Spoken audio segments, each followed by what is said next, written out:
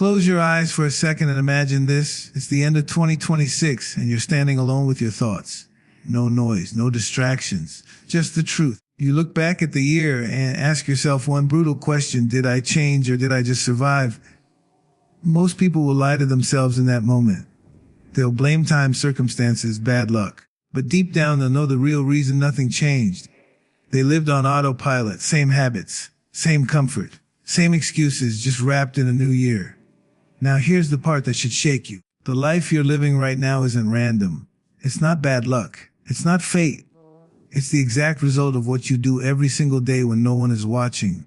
Your habits built this life. And whether you like it or not, they're already building the next one too. That's dangerous or powerful depending on what you do next. Because here's the truth most people are scared to face. You don't rise to the level of your dreams. You fall to the level of your habits. And if those habits are weak, distracted, comfortable, and inconsistent, then your future doesn't stand a chance. 2026 is not coming to save you. Motivation won't save you. Inspiration won't save you.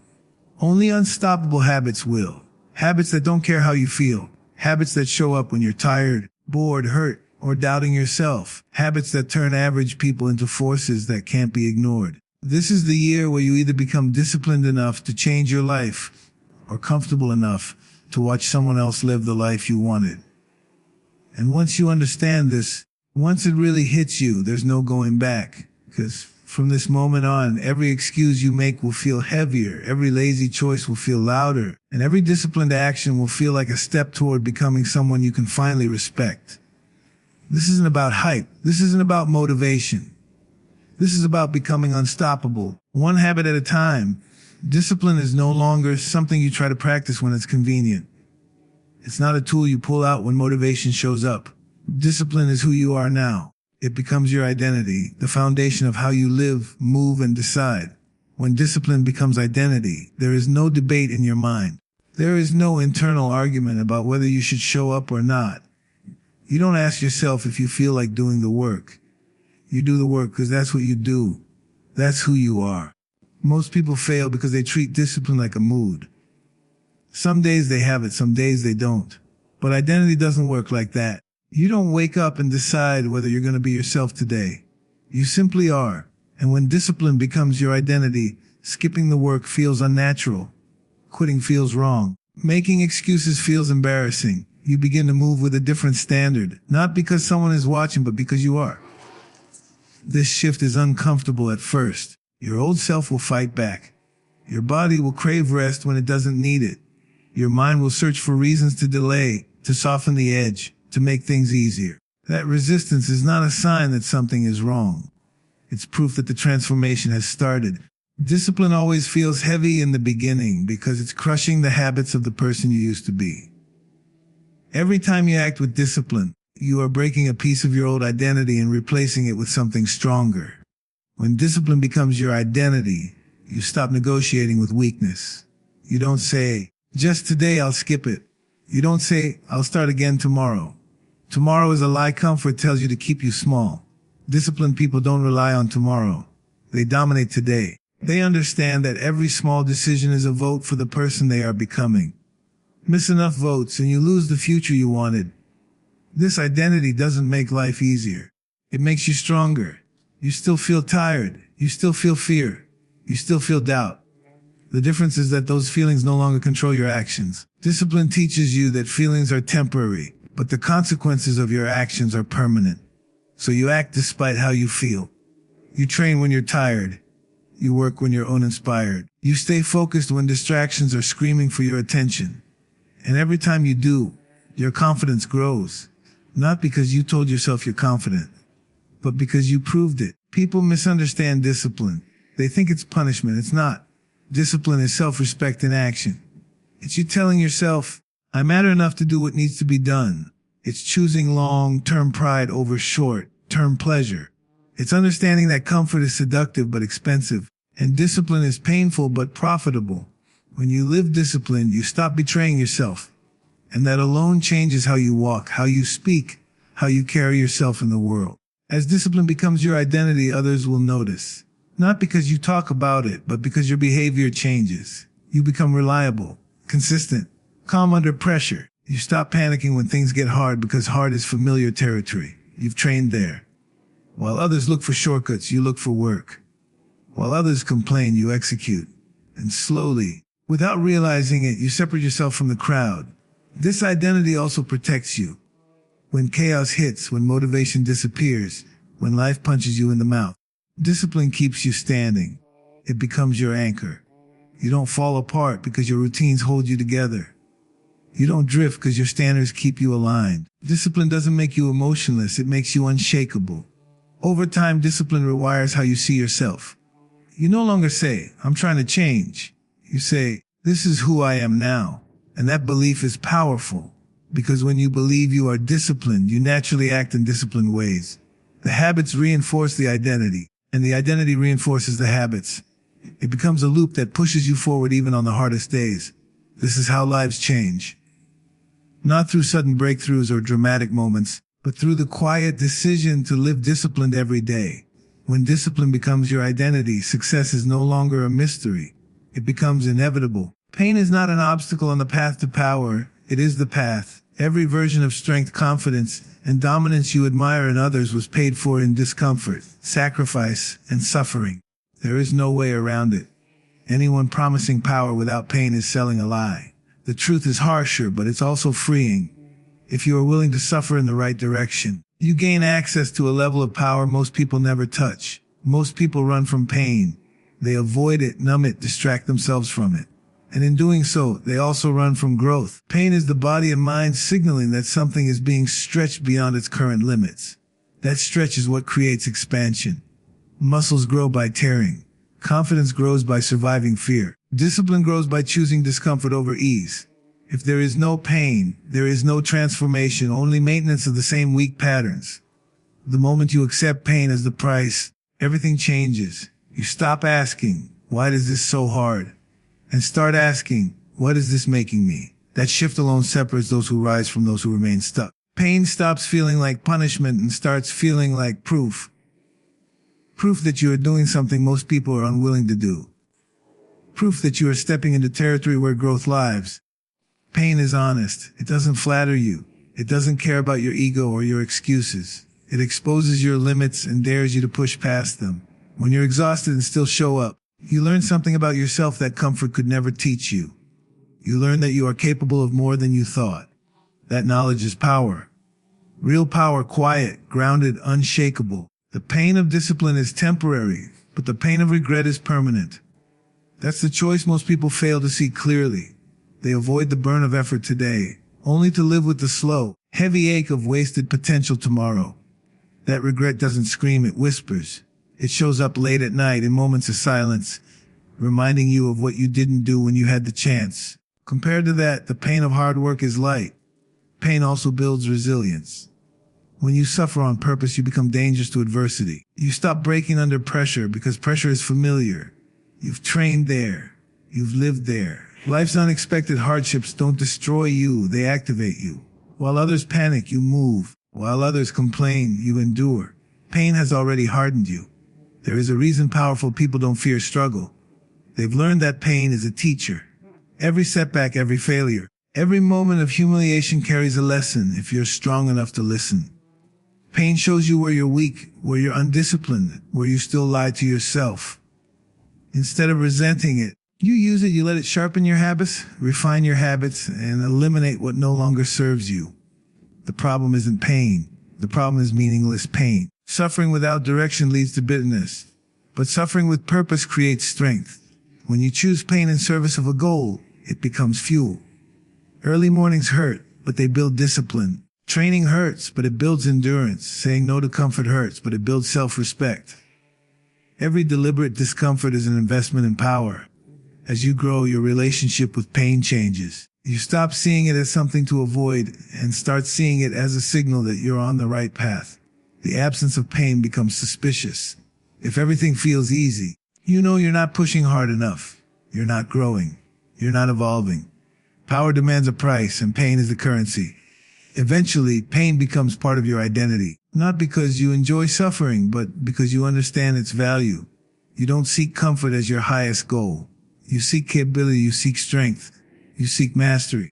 And mastery always requires enduring what others won't. This is the truth few people accept. Power is earned in silence, in struggle, in moments where quitting would be easier than continuing. Pain is the gatekeeper. Pay the price and you pass through. Refuse to pay and you stay exactly where you are. Daily ruthless consistency is the difference between people who talk about change and people who actually transform. It is not glamorous. It doesn't feel heroic. Most days it feels repetitive, boring, and unforgiving. But that is exactly why it works. Ruthless consistency is the ability to show up and execute the same disciplined actions day after day, regardless of mood, energy, or external validation. Is the refusal to miss, the refusal to drift, and the refusal to negotiate with excuses. Most people overestimate what they can do in a short burst and underestimate what they can do through steady repetition. They wait for the perfect plan, the perfect time, or the perfect feeling. Ruthless consistency ignores all of that. It says the work gets done whether the conditions are ideal or not. Rain or shine, win or lose, motivated or drained. This mindset removes emotion from execution, and that is where its power lies. Consistency is ruthless because it demands obedience from you. It doesn't ask how your day was. It doesn't care about your excuses. It doesn't care that you're tired, busy, or discouraged. It only cares that you show up. And when you do, even in small ways, momentum begins to build. One day doesn't change your life, but thousands of disciplined days will reshape everything you touch. The magic of daily consistency is that it compounds quietly. You don't see dramatic results overnight, and that's where most people fail. They quit because they don't feel different fast enough. They mistake lack of immediate reward for lack of progress. But beneath the surface, something is happening. Skills are sharpening. Discipline is strengthening. Identity is shifting. You are becoming someone who follows through. And that is a rare and valuable trait. Ruthless consistency also builds trust with yourself. Every time you keep a promise to yourself, no matter how small, you reinforce the belief that you can be relied upon. Confidence is not built through hype or positive thinking. It is built through evidence. When you show up daily, you gather proof. Proof that you are disciplined. Proof that you don't quit easily. Proof that you can endure boredom and discomfort. That proof becomes unshakable confidence. There will be days when your performance is mediocre. Days when you feel slow, weak, unfocused, or uninspired. Ruthless consistency does not demand perfection. It demands presence. Showing up poorly is still showing up. A bad workout beats no workout. A distracted hour of work beats none at all. Progress doesn't require brilliance every day. It requires participation every day. This approach also protects you from extremes. Instead of burning out with intense bursts followed by long periods of nothing, consistency keeps you balanced. It turns effort into a lifestyle rather than an event. You stop chasing motivation and start trusting systems. Systems don't get tired. Systems don't get emotional. Systems work when you work them. Daily consistency also exposes weakness. When you commit to showing up every day, you confront your excuses quickly. You can't hide behind, "I'll do it tomorrow," because tomorrow keeps coming. You begin to see patterns in your resistance, and that awareness allows you to correct them. Over time, what once felt hard becomes normal. What once required willpower becomes routine. The ruthless part of consistency is knowing when to say no. No to distractions. No to people who pull you off track. No to habits that drain your energy. You realize that every unnecessary yes steals from your discipline. Protecting your routine becomes non-negotiable because you understand what's at stake. You're not just protecting time, you're protecting momentum. Eventually, consistency creates separation. While others stop and start, you keep going. While others wait for motivation, you rely on structure. While others chase shortcuts, you master fundamentals. That separation isn't loud, it's subtle. But over months and years, it becomes undeniable. Results appear not because you were special, but because you were stubborn enough to stay consistent. Daily ruthless consistency is not about intensity. It's about loyalty to your goals, your standards, and your future self. When you commit to showing up every day, you remove luck from the equation. Success stops being a question of if and becomes a matter of when. Weak patterns don't destroy your future all at once. They do it quietly, slowly, and repeatedly. They hide in routines that feel harmless, habits you justify, and excuses you've normalized. That's what makes them dangerous. They don't announce themselves as failure. They show up as comfort, delay, and distraction. And if you don't confront them early, they grow strong enough to control your life. Every weak pattern begins as a choice you make once. Skip the work. Delay the task. Take the easy route. Tell yourself it doesn't matter. But patterns don't care about your intentions. They care about repetition. Do something often enough and it becomes automatic. That automation is either building your future or quietly dismantling it. The hardest truth to accept is that your future isn't ruined by big mistakes. It's ruined by small, undisciplined behaviors repeated daily. Procrastination feels harmless until months disappear. Distraction feels innocent until your focus is gone. Comfort feels deserved until you realize you've traded growth for ease. Weak patterns always promise relief now and deliver regret later. To kill weak patterns, you must first stop defending them. Most people don't fail because they're unaware of their bad habits. They fail because they justify them. They say they're tired, stressed, busy, or unlucky. But those explanations don't change outcomes. Responsibility does. The moment you take full ownership of your patterns, you take back control of your future. Eliminating weak patterns requires decisiveness, not gradual negotiation, not endless planning, decisive action. If something consistently pulls you away from your goals, it must be removed or restricted. Waiting to feel ready is just another weak pattern in disguise. Readiness comes after action, not before it. This process is uncomfortable because weak patterns are familiar. They feel safe. They give you predictability. Killing them creates a void, and humans are uncomfortable with voids. But that emptiness is necessary. It creates space for stronger habits to grow. You cannot layer discipline on top of dysfunction.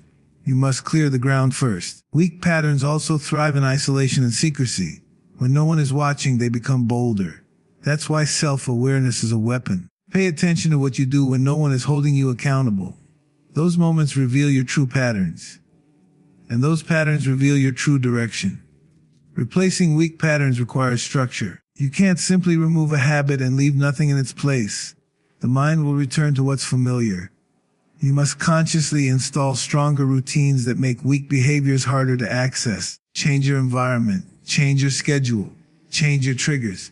Discipline is easier when weakness has fewer entry points. There will be resistance. Your mind will rebel. It will tell you that you're being extreme, that you deserve a break, that it's not that serious. That voice is the pattern fighting for survival. If you listen to it, nothing changes. If you override it, you win a small but critical battle. Enough of those victories and the pattern loses its power. The longer you tolerate weak patterns, the more expensive they become. What could have been corrected with small discipline later requires massive effort. Time is the multiplier. Kill the pattern early and the cost is manageable. Let it live and it demands everything. Strong futures are built by people who are ruthless with their habits. They don't romanticize their flaws. They don't cling to behaviors that sabotage them. They understand that discipline is not about being perfect, it's about being honest. Honest about what's working and what isn't. Honest about what needs to go. Killing weak patterns is an act of self-respect. It's you choosing the future you want over the comfort you're used to. Every time you eliminate destructive routine, you create room for progress. Do this consistently, and you don't just protect your future, you reclaim it. Rewiring the mind of a champion starts with understanding one hard truth: your thoughts are not innocent. Every thought you repeat is training your brain, shaping your reactions, and reinforcing the kind of person you become. Most people let their minds run wild, filled with doubt, fear, and self-pity, then wonder why their lives feel out of control. A champion does the opposite. A champion trains the mind with the same intensity and discipline used to train the body. Your mind is always learning, whether you are intentional or not. If you constantly tell yourself you're tired, unlucky, or not good enough, your brain accepts it as instruction. It adapts, it lowers effort, it avoids challenge. Over time, that inner dialogue becomes your reality. Rewiring begins the moment you stop allowing negative thoughts to go unchallenged. You don't let them sit comfortably. You confront them. You question them. You replace them with thoughts that demand action instead of excuses. A champion's mind is built on standards, not emotions. Emotions change daily. Standards remain. When you live by standards, your behavior stays consistent even when motivation disappears. You don't wait to feel confident before acting. You act and confidence follows. This is mental conditioning. You teach your brain that action is non-negotiable and feelings are temporary. With repetition, your mind stops arguing and starts obeying. Self-talk is one of the most powerful tools in rewiring the mind. What you say to yourself in moments of pressure matters more than any external motivation. When things get hard, the average mind looks for escape. The champion's mind looks for control. Instead of saying, I can't, you say, stay focused. Instead of saying, this is too much, you say, handle it. These aren't empty words. They are commands. Over time, your brain learns to respond to them. Visualization also plays a role. The mind struggles to separate vivid imagination from real experience. When you consistently picture yourself showing up disciplined, calm, and relentless, you create familiarity with that version of yourself. Then when pressure arrives, your brain recognizes the situation and responds with confidence instead of panic. Champions rehearse success mentally long before it shows up physically. Another critical part of rewiring is how you interpret failure. Most people let failure define them. Champions let it inform them. Failure becomes feedback, not a verdict. When something doesn't work, you don't spiral into self-doubt. You analyze, adjust, and move forward. This response trains your brain to stay solution-oriented instead of emotional. Over time, setbacks lose their power to derail you. Focus is another trained skill. In a world full of distractions, a champion's mind learns to lock in. You don't give your attention to everything that demands it. You choose what deserves your focus. This requires discipline. It requires boredom tolerance. It requires saying no repeatedly. But focus multiplies effort. A concentrated mind can achieve more in 1 hour than a distracted mind can in a day. Rewiring also demands control over impulses. Champions don't react to every urge. They pause, they choose.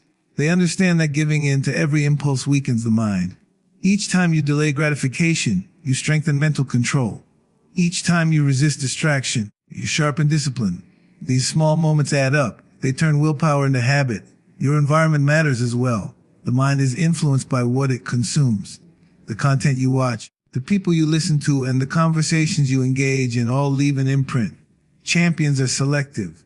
They reduce noise. They protect their mental space. This isn't isolation, it's intention. You can't think like a champion while feeding your mind chaos. Rewiring the mind is not a one-time decision. It's a daily process. Some days the old patterns will try to return. That's normal. The difference is that now you recognize them. You don't identify with them. You correct them. And each correction strengthens the new wiring. Eventually, your mind stops resisting discipline. Focus becomes natural. Pressure becomes familiar. Doubt loses volume. At that point, you don't just perform like a champion, you think like one. And once the mind is trained, the rest follows. This is where it all comes together, not in a dramatic moment, not in a burst of motivation, but in a quiet, irreversible decision. The decision to stop living on autopilot and start living with intent. Everything you've heard comes down to one truth. Your future is being built right now, whether you're paying attention or not. 2026 will not reward wishes. It will not care about your excuses, your past, or how unfair life felt. It will only respond to what you do daily, the habits you choose, the discipline you enforce, the pain you're willing to endure. That's the real scoreboard. You don't need to become perfect. You need to become relentless. Relentless about showing up. Relentless about protecting your standards. Relentless about cutting off anything that weakens you. Because once discipline becomes your identity, once pain becomes your teacher, once consistency becomes non-negotiable, once weak patterns are eliminated, and once your mind is trained to stay focused under pressure, there is no stopping you. This is the moment where you stop waiting to feel ready. Ready is a lie. Confidence is built after action, not before it. Strength comes after resistance, not comfort. Respect comes after you prove to yourself that you don't quit when things get hard. 1 year from now, you will be someone different. The only question is who. Someone stronger, sharper, and disciplined, or someone with the same regrets, just louder excuses. That choice is not made in January. It's made today, in the next hour, in the next decision you try to avoid. So don't aim to be motivated. Aim to be disciplined. Don't aim to be comfortable. Aim to be capable. And don't aim to be average in a world that rewards the relentless. Start now. Show up. Stay consistent. And never forget this, your habits will either make you unstoppable or make you invisible.